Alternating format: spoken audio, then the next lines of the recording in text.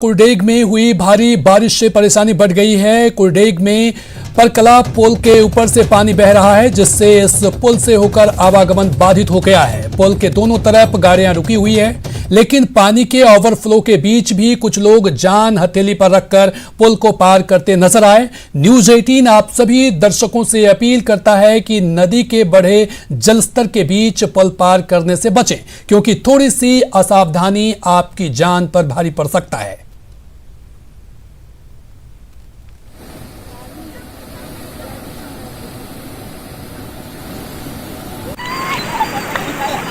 वही दूसरी बड़ी खबर सिंहभूम से है, जहां पश्चिम सिंहभूम में तांतनगर प्रखंड के अंगड़ी गांव के पंचवटी पहाड़ी के पास एक 4 महीने के हाथी के बच्चे की मौत हो गई।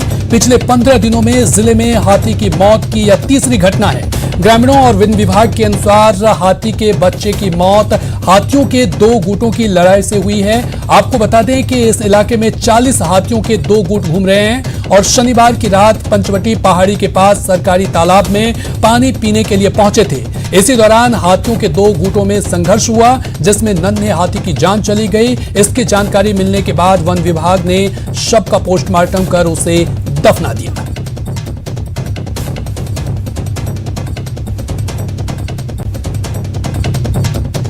रांची से बड़ी खबर है। रांची के नामकुम थाना क्षेत्र से युवक का शव बरामद हुआ है। युवक की हत्या की आशंका जताई जा रही है। नामकुम थाना क्षेत्र के सरवल रिंग रोड के पास यह शव मिला है। पुलिस ने सड़क हादसा बताया है और मौत की वजह सड़क हादसा को बताया है। मृतक के शरीर पर कई जगह चोट के निशान भी पाए गए हैं। पोस्टमार्टम रिपोर्ट का इंतजार कर रही है पुलिस। बड़ी खबर आपको बता रहे हैं, रांची के नामकुम थाना क्षेत्र से युवक का शव बरामद किया गया है। युवक की हत्या की आशंका जताई जा रही है। हालांकि पुलिस ने सड़क हादसा बताते हुए मौत की वजह बताया है और मृतक के शरीर पर कई जगह चोट के निशान पाए गए हैं। पोस्टमार्टम रिपोर्ट का इंतजार पुलिस कर रही है फिलहाल।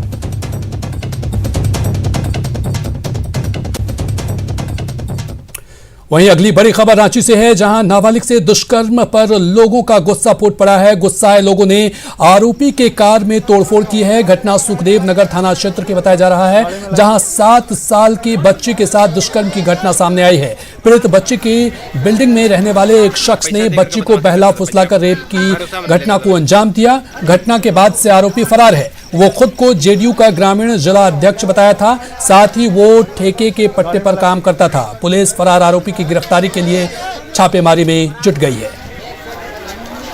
पैसा देकर के बदमाशी करता था, बच्चा को भरोसा मत लेता था बच्चा। वहीं जेएमएम के कद्दावर नेता हाजी हुसैन अंसारी का अंतिम संस्कार आज मधुपुर में उनके पैतृक गांव पिपरा में राजकीय सम्मान के साथ किया जाएगा। हेमंत सरकार में अल्पसंख्यक कल्याण मंत्री का कल रांची में निधन हो गया था। कोरोना संक्रमित होने के बाद हाजी हुसैन अंसारी को 23 सितंबर को मेदांता अस्पताल में भर्ती कराया गया था, लेकिन शुक्रवार को दोबारा जांच में उनकी रिपोर्ट निगेटिव आई थी। हाजी हुसैन अंसारी के निधन से झारखंड के राजनीतिक गलियारों में शोक की लहर है। राज्य में 2 दिन के राज्य के शोक की घोषणा की गई है।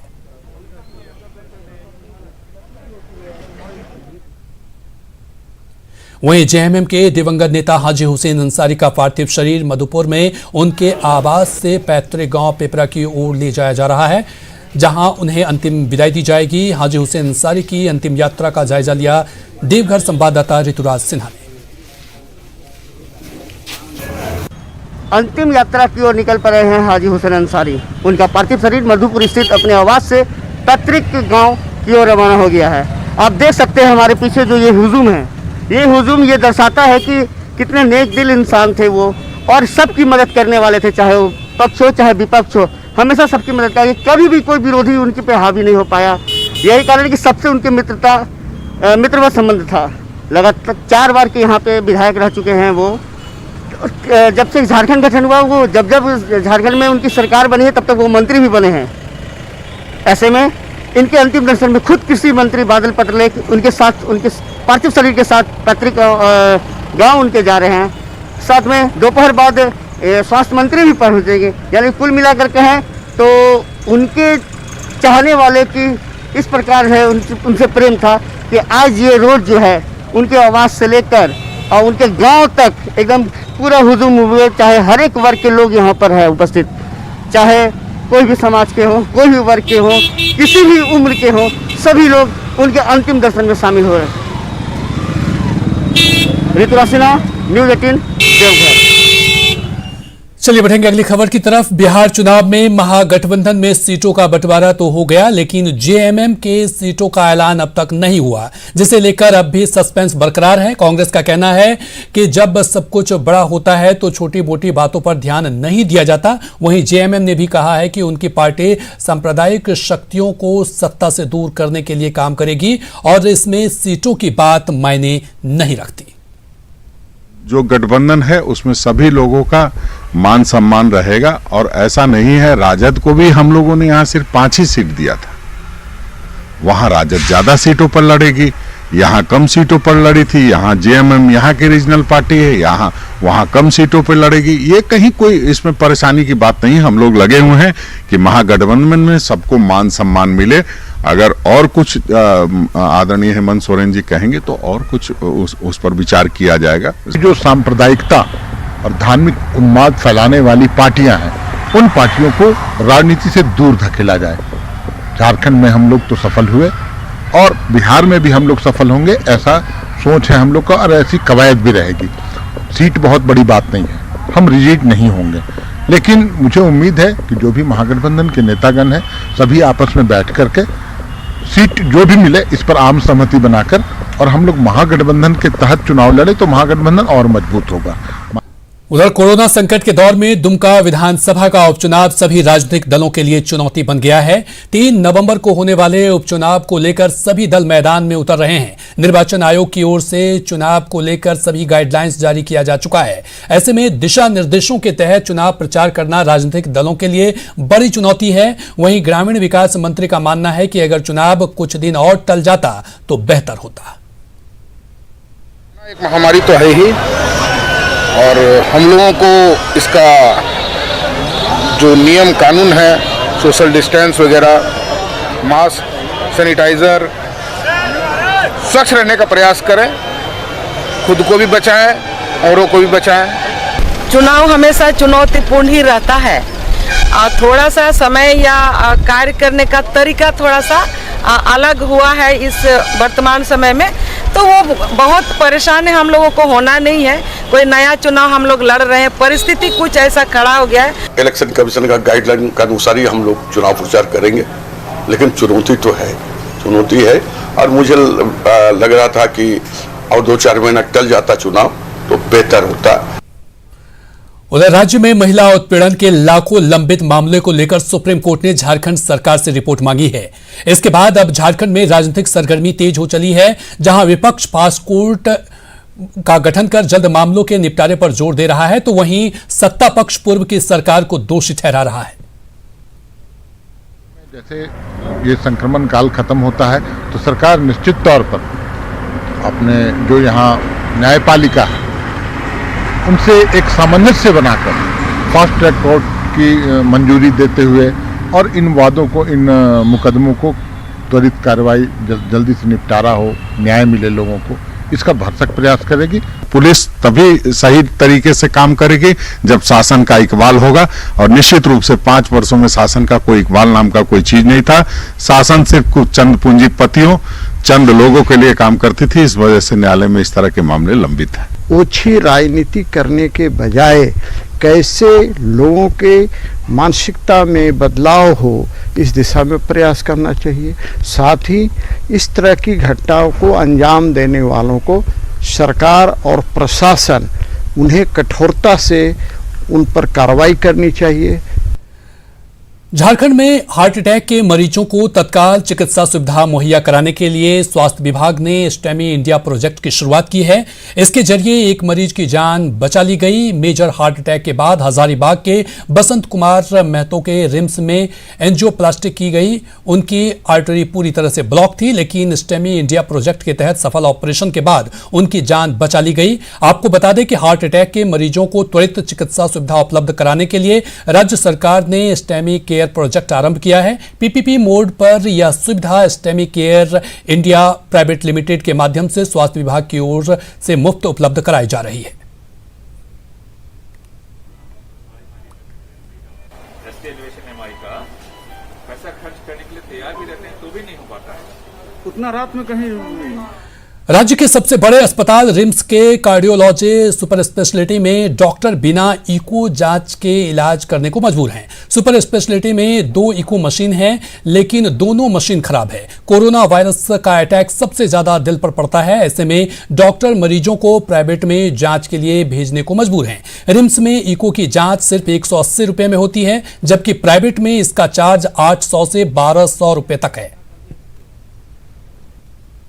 मरीज आता है तो ईसीजी और इको ये तो हम बेसिक इन्वेस्टिगेशन है। ईसीजी हम कराते हैं और जो भी इंडिकेशन है उस अगर इको का इंडिकेशन बनता है तो इको भी कराते हैं। तो अमूमन हर एक मरीज को जो ओपीडी में हमारे आते हैं उनको इको की आवश्यकता पड़ती है। इको नहीं होने की वजह से बहुत मरीजों को लौटाना पड़ता है या उनको प्राइवेट में भेजना पड़ता है।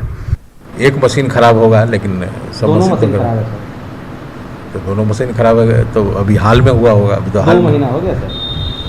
दूसरा मशीन तो खराब हो गया, तो उसके बारे में तो विभाग तक से जानकारी हमें नहीं मिली उस तरह। और अगली खबर गुमला से है। गुमला के विशनपुर प्रखंड में चेक डैम का गार्डवाल बीती रात हुई बारिश में टूट गया। इसके टूटने से बालू और पानी धान के खेत में चला गया, जिससे धान की फसल बर्बाद हो गई। स्थानीय लोगों ने वन विभाग पर लापरवाही बरतने का आरोप लगाया है। साथ ही कहा है कि काम के दौरान उन्होंने अधिकारियों का ध्यान इस ओर दिलाया था, लेकिन उस वक्त कार्रवाई नहीं की गई, जिसका खामियाजा उन्हें भुगतना पड़ रहा है। हम लोग बोले थे, जो साहब जो आए हुए थे यहाँ वन पदाधिकारी वो बोले कि नहीं टिक जाएगा। हम लोग कई बार बोले कि सर ऐसा नहीं होना चाहिए, पुराना जो अथी है उसी में सीमेंटेड करवा दीजिए, लेकिन नहीं माने और वही हुआ जो होना था पूरा ढह गया और धान भी उतना फसल बर्बाद हो गया। सरायकेला में कोरोना के बढ़ते मरीजों के बीच इन दिनों टाइफाइड की मरीजों की भी संख्या बढ़ रही है। सरायकेला सदर अस्पताल में हर दिन टाइफाइड के मरीज आ रहे हैं। कोरोना के भी लक्षण समान होने से डॉक्टरों को इलाज में काफी परेशानी हो रही है। सदर अस्पताल के डॉक्टर मास्क और फेस शील्ड लगाकर मरीजों की जांच कर रहे हैं। वहीं मरीजों को भी मास्क पहनने की हिदायत दे रहे हैं। वहीं सिविल सर्जन ने प्रदूषित पानी और खाने से बचने की नसीहत दी है। प्रॉब्लम हो ही जाता है। दोनों का प्रेजेंटेशन एक जैसा है, खांसी और बुखार, बदन हाथ में दर्द, आपको कॉमन कोल्ड में भी ऐसे है, कोरोना में भी वैसे हैं। और इसीलिए हम लोग थोड़ा सा प्रयास यही करते हैं कि थोड़ा सा डिस्टेंस मेंटेन करते हुए सबको विदाउट मास्क एंट्री नहीं देते हैं। साथ में आ गए, कोविड भी साथ में है, तो इसका जो फैलने का तरीका है वो है कि वाटर या तो कंटामिनेटेड हो या फूड कंटामिनेटेड हो। तो ये सब हैंड हैंडलिंग से कोई फूड है, सब्जियां हैं, उससे भी लोग फैलने का चांस रहता है। उधर लातेहार में ऑनलाइन पढ़ाई के लिए गारू प्रखंड के कई सरकारी स्कूलों के बच्चे नेटवर्क की तलाश में जुटे रहते हैं। नेटवर्क नहीं मिलने से छात्रों को ऑनलाइन पढ़ाई में काफी परेशानी हो रही है। दरअसल इस इलाके में BSNL का ही टावर है, लेकिन उसका नेटवर्क आए दिन खराब रहता है। ऐसे में स्कूली बच्चों को ऑनलाइन पढ़ाई में दिक्कत होती है। स्कूली छात्रों को क्लास और परीक्षा के लिए 20 से 25 किलोमीटर की दूरी तय कर सरयू के सोनवार घाटी पहुंचना पड़ता है, क्योंकि यहीं से मोबाइल का नेटवर्क मिलता है। और यही वजह है कि हर दिन सैकड़ों बच्चे सोनवार घाटी में पहुंचते हैं और ऑनलाइन क्लास के जरिए पढ़ पाते हैं। नेटवर्क सरजू में नहीं रहता है, इसलिए घाट में आना पड़ता है। हमारे यहाँ बच्चा 25 किलोमीटर से आए हुए हैं। बहुत बच्चे ऐसे हैं बहुत दूर दराज रहते हैं, जो शैडो जोन में रहते हैं, जहाँ की कोई तरह का नेटवर्क काम नहीं करता है, इसलिए आज वहाँ बुलाया गया है। सभी स्कूल के बच्चे यहाँ घाट पर हैं। खासकर हम लोग समर्थ विद्यालय जो है और दूरस्थ क्षेत्र में है, मेरे बच्चे हैं, सभी अलग अलग प्रखंड के हैं, इसलिए काफ़ी परेशानी हो रही है। अगली खबर सिमडेगा से है, जहां हॉकी सिमडेगा की पंचायत यूनिट कोरोमिया के खिलाड़ियों और अभिभावकों ने श्रमदान कर खेल मैदान का निर्माण किया। इस दौरान युवा खिलाड़ियों ने अपने पंचायत को नशा मुक्त करने का भी संकल्प लिया। कोरोमिया गांव जहां कभी उग्रवादी संगठनों का वर्चस्व हुआ करता था, आज वहां के बच्चे राज्य के विभिन्न हॉकी ट्रेनिंग सेंटर में प्रशिक्षण ले रहे हैं। खिलाड़ियों की अधिक संख्या और मैदान की कमी होने से हॉकी सिमडेगा के आह्वान पर युवाओं और बच्चों ने श्रमदान से खाली जमीन को मैदान का शक्ल दिया है। अपना बच्चा बाहर ना भटके, इसलिए यहाँ खुद अपना प्रयास करके मेहनत करके एक खाली जगह है उसको अपना श्रमदान करके बच्चों के लिए या खेलने के लिए मैदान तैयार कर रहे हैं और आशा करते हैं कि यही बच्चा आज यहीं से पनपते हुए आगे बढ़े, इस पंचायत का नाम रोशन हो, इस राज्य का, इस देश का नाम आगे बढ़े और बच्चे खुद से खुद अपना भविष्य संवारे। हम लोग हमारे कोरोना पंचायत के लिए है ताकि सबको यहाँ पर खेलने आ सके और इधर से हम लोग खिलाड़ी निकल सके आगे के लिए। झारखंड राज्य विधिक सेवा प्राधिकार की पहल पर 17 अक्टूबर को राज्य में पहली बार ई लोक अदालत का आयोजन होगा। झालसा ने हर महीने वर्चुअल लोक अदालत लगाने का फैसला लिया है। 17 अक्टूबर को आयोजित लोक अदालत में चेक बाउंस, बैंक ऋण, नॉन बैंकिंग और फौजदारी और दीवानी से जुड़े मामले पर सुनवाई होगी। साथ ही छोटे आपराधिक मामले, पारिवारिक विवाद पर भी सुनवाई होगी। ये लोक अदालत जो रेगुलर लोक अदालत होती थी हर महीने, इसकी जगह एक वर्चुअल लोक अदालत होगी हर जिले में और ये डायरेक्शन झालसा की तरफ से सारे डिस्ट्रिक्ट्स में चला गया है और अक्टूबर में पहली लोक अदालत होगी, रेगुलर लोक अदालत की जगह वर्चुअल लोक अदालत, वो 17 अक्टूबर को होगी और आगे से हर महीने जो रेगुलर लोक अदालत हर महीने होती थी उसकी जगह वर्चुअल लोक अदालत होगी। रामगढ़ के पतरातू प्रखंड में गांव को जोड़ने वाली सड़कें बदहाल है। भुरकुंडा से ओरमांझी और मोहराबादी के बीच की सड़क की हालत सबसे ज्यादा खराब है। इससे बरसात के दिनों में ग्रामीणों की परेशानी बढ़ जाती है। इतना ही नहीं, सड़क की जर्जर हालत के कारण इन गांवों के लड़के लड़कियों की शादी में परेशानी होती है। और इसी के साथ फिलहाल